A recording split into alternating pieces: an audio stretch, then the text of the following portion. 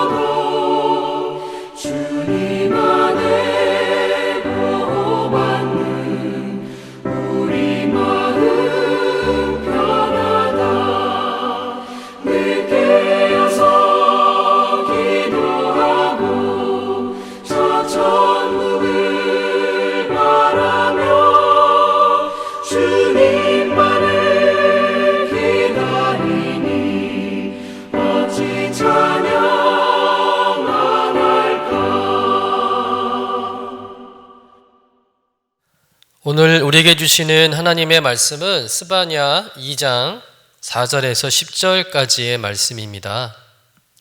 함께 받들어 읽겠습니다. 가사는 버림을 당하며 에스굴론은 폐허가 되며 아스돗은 데낫에 쫓겨나며 에그론은 뽑히리라. 해변 주민 그렛 족속에게 화 있을진저 블레셋 사람의 땅 가나안아 여호와의 말씀이 너희를 치나니 내가 너를 멸하여 주민이 없게 하리라. 해변은 풀밭이 되어 목자의 운막과 양떼의 우리가 거기에 있을 것이며 그 지경은 유다 족속의 남은 자에게로 돌아갈지라. 그들이 거기에서 양떼를 먹이고 저녁에는 아스글론 집들에 누우리니 이는 그들의 하나님 여호와가 그들을 보살피사 그들이 사로잡힘을 돌이킬 것임이라. 내가 모압의 비방과 암몬 자손이 조롱하는 말을 들었나니 그들이 내 백성을 비방하고 자기들의 경계에 대하여 교만하였느니라. 그러므로 만군의 여호와 이스라엘 하나님이 말하노라. 내가 나의 삶을 두고 맹세하노니 장차 모압은 소돔 같으며 암몬 자손은 고모라 같을 것이라. 찔레가 나며 소금 구덩이가 되어 영원히 황폐하리니 내 백성의 남은 자들이 그들을 노력하며 나의 남은 백성이 그것을 기업으로 얻을 것이라. 그들이 이런 일을 당할 것은 그들이 만군의 여호와의 백성을 회방하고 교만하여졌습니다. 이는 하나님의 말씀입니다. 아멘. 스바냐서 2장의 주요 내용은 뭐냐면 하나님의 백성인 이스라엘 백성들을 괴롭힌 이방 민족들에 대한 심판의 말씀입니다. 하나님께서는 이스라엘 민족이 타락하고 부패하면 주변의 이방 민족들을 징계의 도구로 사용하셨습니다. 사사기 시대에는 가나안 땅 주변에 있는 이방 민족인 모압이나 암몬, 블레셋 족속을 통해서 이스라엘 백성들을 징계하셨고, 또 통일왕국 시대에서는 멀리 아수르나 바벨론 제국을 통해서 이스라엘 백성들을 징계하시기도 하셨습니다.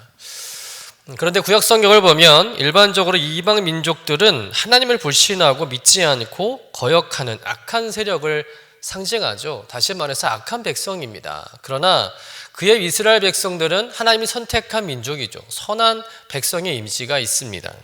그래서 이스라엘 백성들에게 가장 치욕적인 사건은 뭐냐면 하나님을 모르는 이방 민족들, 이 악한 백성들과의 전쟁에서 지는 것입니다. 하나님은 이스라엘 백성들이 범죄하고 타락하며 이렇게 이방 민족들에게 괴롭힘을 당하고 전쟁에 지게 하심으로 인해서 이스라엘 백성들이 큰 치욕을 경험케 한 일을 자주 사용하셨다는 거예요. 일종의 충격요법이라고 볼 수가 있습니다. 큰 치욕을 경험함으로써 자신들의 죄를 철저히 깨닫고 또 회개케 하기 위해서 이방 민족들을 징계의 도구요, 동시에 회개의 도구로 하나님이 사용하신 것이죠.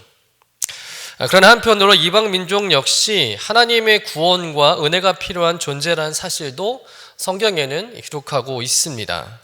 비록 그들이 하나님이 아닌 이방 신들을 섬기고 또 하나님을 대적하며 살아가지만 하나님의 긍휼과 사랑은 이방 나라에게도 향하고 있다는 것이죠.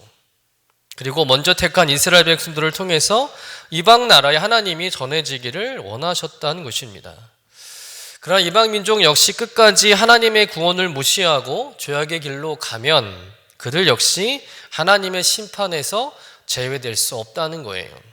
그래서 오늘 본문의 말씀은 한때는 이스라엘의 심판의 도구로 사용하셨던 이방 민족이지만 그들이 끝내 하나님의 구원을 거부하였기에 하나님께서 이방 민족을 심판하시겠다는 말씀이죠.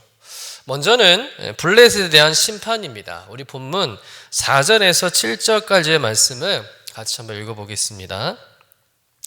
가사는 버림을 당하며 아스글론은 폐허가 되며 아스돗은 대낮에 쫓겨가며 에그론은 꽃피리라. 해변 주민 그렛 족속에게 화 있을진저 블레셋 사람의 땅 가나안아 여호와의 말씀이 너희를 치나니 내가 너를 멸하여 주민이 없게 하리라.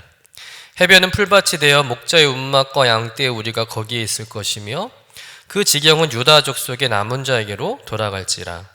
그들이 거기에서 양떼를 먹이고 저녁에는 아스글론 집들에 누우리니 이는 그들이 하나님 여호와가 그들을 보살피사 그들이 사로잡힘을 돌이킬 것임이라. 4절 말씀을 다시 보면 가사는 버림을 당하며 아스글론은 폐허가 되며 아스돗은 대낮에 쫓겨나며 에그론은 포필이라. 블레셋의 멸망을 상징하는 말들인데요. 여러분 4절에 나오는 가사와 아스글론, 아스돗, 에그론은 블레셋의 대표 도시를 말합니다. 블레셋은 도시국가 형태로 되어 있는데 블레셋의 대표적인 도시들이 이렇게 망한다는 것은 결국 블레셋 민족 전체가 다 망한다는 말씀을 의미하는 거예요. 블레셋 민족은 이스라엘 백성들을 가장 오랫동안 괴롭혀왔던 민족 중에 하나였습니다. 그들은 원래 다른 지역에 살고 있었는데 배를 타고 가나안 땅으로 이주해온 해양 민족이었어요. 근데 그들이 하나님의 심판을 받게 된 것이죠. 그런데 5절에 보니까 그 땅에 사람들이 아예 없도록 멸해 버리시겠다고 말씀하고 있습니다. 블레셋 민족이 이토록 하나님의 무서운 심판을 받은 이유가 뭐겠습니까? 크게 두 가지인데요. 하나는 하나님의 백성 이스라엘 백성들을 괴롭힌 죄 때문이고요. 또 하나는 그들이 하나님 앞에 지은 죄를 회개하지 않았기 때문입니다. 하나님은 블레셋 민족에게 하나님의 백성들을 괴롭히지 않고 또 하나님께 회개하고 돌아올 기회를 주셨어요. 언제였을까요? 바로 다윗 왕 때죠. 그럼 블레셋 민족이 이스라엘 백성들에게 완전히 복종할 때가 있었는데 바로 다윗 왕 때였습니다. 다윗 왕은 블레셋을 정복하고 그들을 이스라엘 민족에게 복속시켰는데 이때 많은 블레셋 사람들이 다윗 왕의 충성을 맹세하죠. 블레셋 사람들 역시 다윗 왕을 진심으로 좋아했고 또 존경했습니다. 다윗 왕 역시 이 블레셋 사람이라 할지라도 충성스럽고 실력만 된다면 신분과 출신에 상관없이 그를 등용하여 사용했습니다. 그래서 다윗 왕의 충성스러운 신하와 용사들 중에는 블레셋 출신의 사람들도 다수 포함되어 있습니다. 그럼 만약 이때 블레셋 민족이 하나님 앞에 완전히 복종하고 우상을 버리고 하나님을 잘 섬겼더라면 또 하나님의 백성 이스라엘과 화평하게 지내었더라면 그들 역시 하나님의 백성이 될 수 있었을 것입니다. 그러나 다윗 왕이 죽은 이후에 블레셋은 다시 이스라엘 민족을 배신했고 이스라엘을 지속적으로 침략하며 괴롭혔던 거예요. 여전히 우상을 섬기며 하나님을 거역했던 것입니다.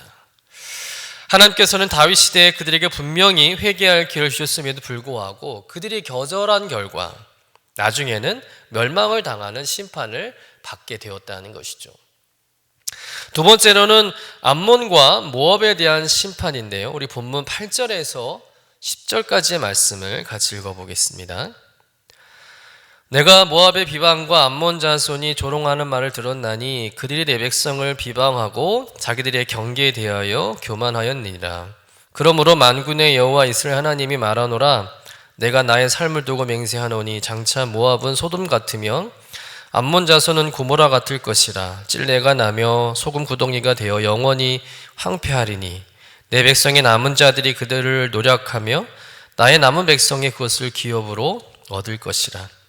그들이 이런 일을 당할 것은 그들이 만군의 여호와의 백성을 회방하고 교만하여져 있습니다.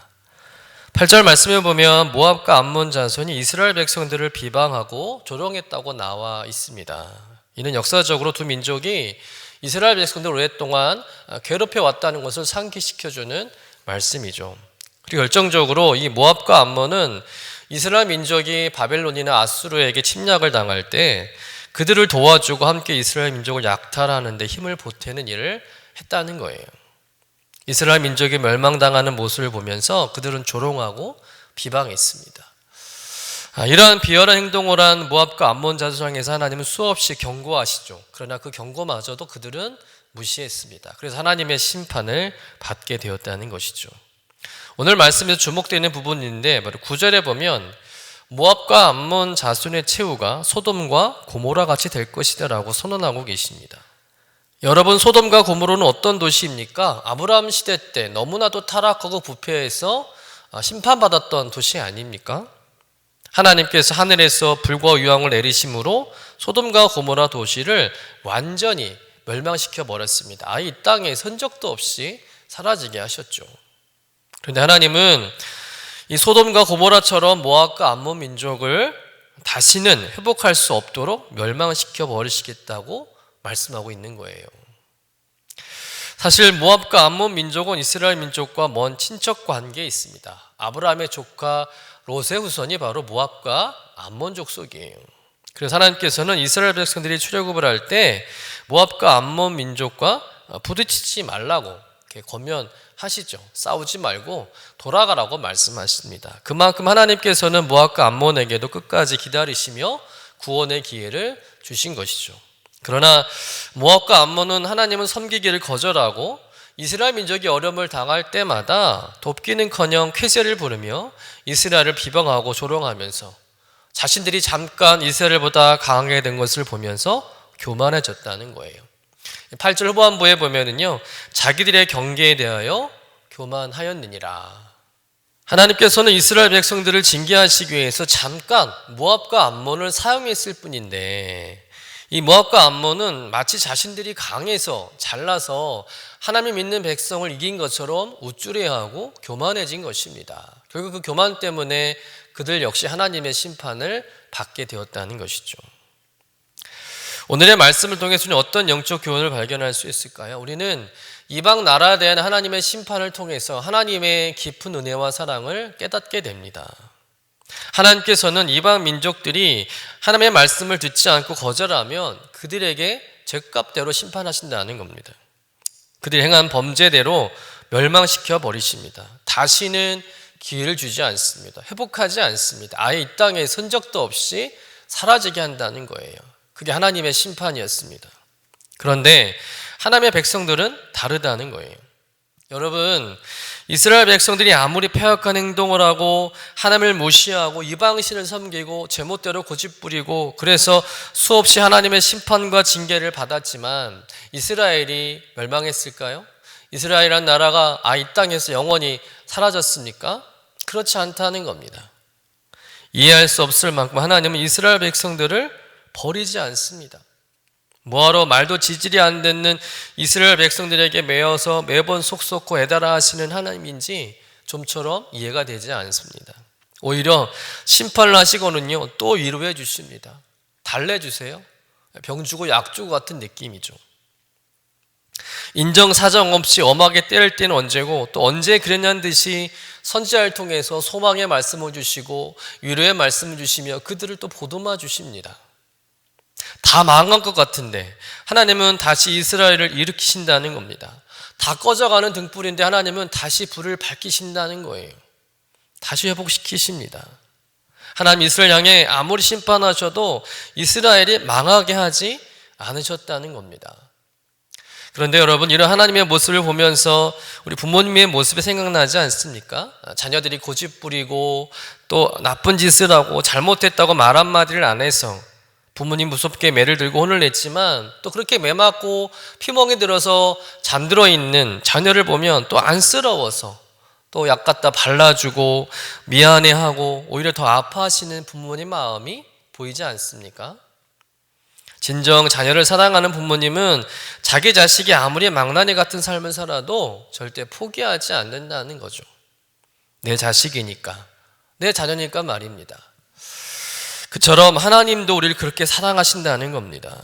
여러분, 부모님이 자녀를 혼내고 징계하는 것은 자식 망하라고 하는 게 아니죠. 자식 잘 되라고 좋은 길을 가길 원하는 애타는 부모의 마음이 징계 아니겠습니까? 여러분, 하나님의 백성들에게 있어서 가장 큰 희망은 하나님께서 그들을 절대로 포기하지 않는다는 사실이죠. 끝없이 기회를 주신다는 거예요. 비록 하나님의 백성들이 하나님을 거역하고 범죄했지만 그래서 나라가 멸망당하고 포로로 끌려가는 일도 일어나지만 하나님은 하나님 백성들을 결코 포기하지 않으시고 다시 회복시킨다고 약속을 주십니다. 이스라엘 백성을 향한 하나님의 징계는 심판은 멸망의 목적이 아니라 구원과 회개가 목적이었다는 거예요. 그리고 언제든 이스라엘 백성들이 회개하고 돌아오면 아무 조건 없이 맞아주시고 용서하시고 품어주십니다. 이방 나라를 대하는 것과는 너무나도 다르다는 것을 우리는 깨닫게 되죠. 하나님의 설명할 수 없는 사랑, 고집스러운 사랑 때문입니다. 그런데 여러분, 우리를 향하는 하나님의 그 설명할 수 없는 사랑, 고집스러운 사랑 때문에 우리가 지금 살아가고 있음을 믿으시길 간절히 축원합니다. 하나님과 우리와의 관계야말로 이 하나님의 절대 포기하지 않는 사랑이 있었기 때문에 우리가 죄에서 구원받고 하나님의 자녀로 살게 되었음을 믿으시길 간절히 축원합니다. 또한 구원받은 이후에도 여전히 옛 자아가 살아나서 다시 죄짓고 넘어지고 실수하고 그렇게 제멋대로 살아도 하나님은 우리가 회개하고 돌아오기를 끝까지 기다리시며 우리 때문에 마음 달아 하시며 우리를 변호하시고 사랑하시는 하나님이라는 것을 믿으시길 간절히 축원합니다. 그래서 로마서 8장 33절 34절에 이렇게 선언하고 있지 않습니까? 같이 읽어보겠습니다. 누가 능히 하나님께서 택하신 자들을 고발하리요 의롭다 하시는 하나님이시니 누가 정죄하리요 죽으실 뿐만 아니라 다시 살아나신 이는 그리스도 예수시니 그는 하나님 우편에 계신 자여 우리를 위하여 간구하시는 자신이라. 여러분, 누가 우리를 고발하고 정죄하겠습니까? 누가 예수님 앞에서 우리를 손가락질할 수 있겠습니까? 이어지는 로마서 8장 38절부터 39절은 이렇게 말씀을 마무리하죠. 함께 읽어보겠습니다. 내가 확신하노니 사망이나 생명이나 천사들이나 권세자들이나 현재 일이나 장래 일이나 능력이나 높음이나 깊음이나 다른 어떤 피조물이라도 우리를 우리 주 그리스도 예수 안에 있는 하나님의 사랑에서 끊을 수 없으리라. 할렐루야. 여러분, 이것이 우리를 향한 하나님의 뜻이요, 하나님의 마음이요, 하나님의 작정하심임을 믿으시길 간절히 축원합니다. 여러분, 우리는 연약하여 실수하고 넘어지고 쓰러질 수 있지만 우리 하나님은 여전히 우리를 포기하지 않는다는 겁니다. 우리를 결코 버리지 않으신다는 거죠. 우린 시험에 들고 낙심할 수 있겠지만 하나님은 여전히 우리 하나님으로 존재하시는 분인 줄로 믿습니다. 세상 그 어떤 것도 결코 우리를 그 사랑과 은혜에서 끊을 수 없다는 거죠. 하나님의 소유된 백성이라는 사실, 하나님의 자녀라는 사실을 결코 바꿀 수 없다는 거예요. 이 사실을 굳게 믿으시고 우리를 완전한 멸망에 이르지 않게 하시고 어떻게 해서든 우리를 바로 세워주시고 복 주시려는 하나님의 마음과 사랑을 실질적으로 경험하며 온전한 믿음 생활하시는 저와 여러분 되시기를 주님의 이름으로 간절히 축원합니다. 기도하겠습니다. 세상의 모든 열방들을 심판하시면서까지 하나님의 백성들을 챙기시고 책임지시는 하나님, 모든 민족의 멸망을 당해도 하나님의 백성들만은 구원하시고 회복해 하시려는 하나님의 마음이 나를 향한 하나님 아버지의 마음이라는 것을 깨닫게 하시니 감사드립니다. 때로 넘어지고 실수하고 똑같은 죄를 수없이 반복하며 사는 존재이지만 그런 우리들을 포기하지 않으시고 사랑하신 하나님 너무나도 감사드립니다. 그 어떤 것도 우리 하나님의 사랑과 은혜에서 끊을 수 없음을 알게 하시고 그 사랑과 은혜에 감사하며 더욱 하나님을 사랑하고 하나님의 자녀로서의 합당한 삶을 살아가도록 날마다 세임과 믿음을 더하여 주옵소서. 어떤 상황에서도 나는 하나님의 소중한 자녀란 사실을 잊지 않게 하시고 그 사실을 통해서 깊은 인생의 수렁과 절망에서 다시 일어나게 하여 주옵소서. 감사드리며 거룩하신 예수님의 이름으로 기도드립니다. 아멘. 하늘에 계신 우리 아버지여, 이름이 거룩히 여김을 받으시오며 나라가 임하시오며 뜻이 하늘에서 이루어진 것 같이 땅에서도 이루어지이다. 오늘 우리에게 일용할 양식을 주시옵고 우리가 우리에게 죄 지은 자를 사하여 준 것 같이 우리 죄를 사하여 주시옵고 우리를 시험에 들게 하지 마시옵고 다만 악에서 구하시옵소서. 나라와 권세와 영광이 아버지께 영원히 있사옵나이다. 아멘.